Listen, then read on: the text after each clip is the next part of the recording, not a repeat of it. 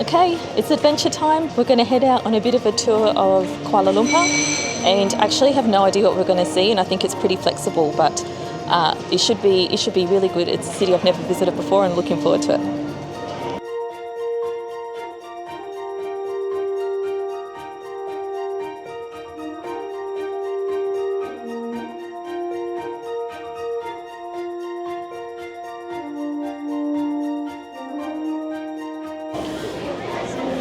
This is our first stop of the day. It's called Batu Caves, and it's a shrine or a temple that's built into a large cave system here in the hills to some Hindu gods. And you can walk up this whole sequence of very steep stairs and visit the caves themselves. I've got some back issues at the moment, so I'm not going to be attempting the stairs, but just having a look around down here, and then there's some, looks like temples to some Indian gods. So you can see behind me, it's quite a different place. This is one of the temples down at the bottom. The colours are lovely, and we're just having a little bit of an explore and look around this place.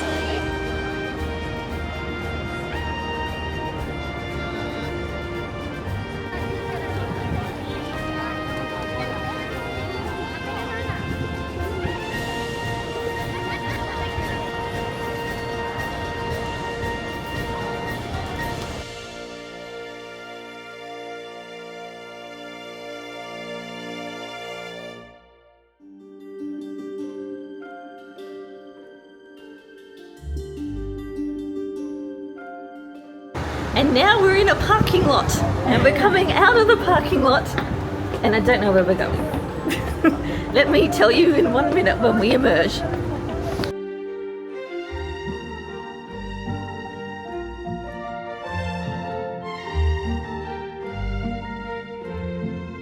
So the building behind is the former High Court, and they've moved the function of the High Court to another building, and now they're just undergoing extensive restoration work. Looks absolutely gorgeous, but this is as close as we're getting to it. Voila! Across from the Sultan Abdul Samal building is Merdeka Square. Historically significant, this is the place where Malaysia declared its independence from British colonial rule in 1957. One side of the square is flanked by a 100-metre tall flagpole, the tallest in the world. It stands as a reminder that Malaysia is now a sovereign nation in its own right.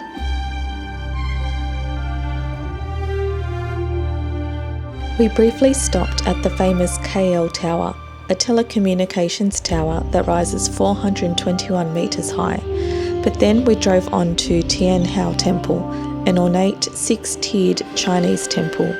Although it was only constructed in 1987, it feels like stepping into a window of a different world and time.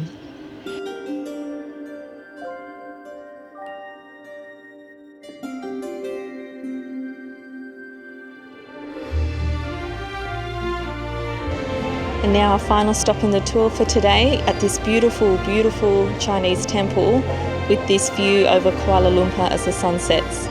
It's been raining for the past week, and today we've just been so fortunate to get a very sticky and hot day, but it's been clear and it is just absolutely fantastic.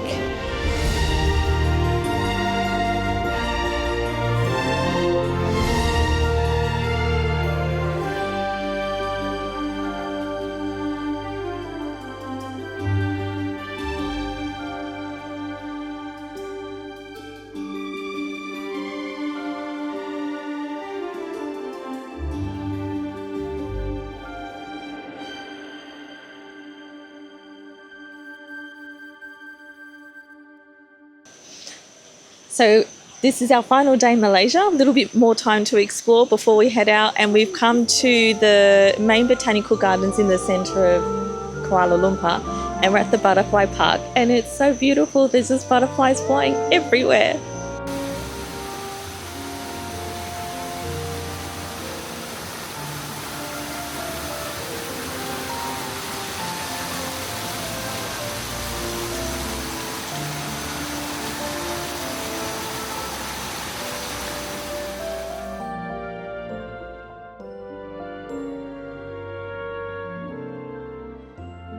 On to spot number 2, we're at the, I don't know how to say that word in Malaysian, Kuala Lumpur Bird Park.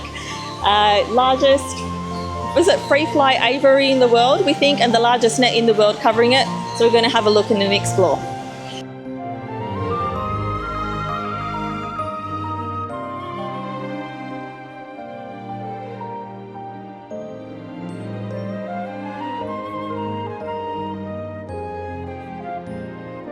The bird park at Kuala Lumpur was well worth a visit, and we enjoyed exploring the different zones and seeing how many of the different 200 bird species we could spot. There were even monkeys dancing around and effortlessly coming in and out of the netting, although we decided to err on the side of caution and give them a wide berth. In the final zone, we spotted rainbow lorikeets, a common bird in Australia and one that we have outside our home all the time. We're really fortunate to see them flying free in our area, and since this was our final day, they were a reminder that we would soon be back home. Kuala Lumpur is a fascinating city with much to explore. It was a great experience visiting Malaysia, and I'd love to return one day.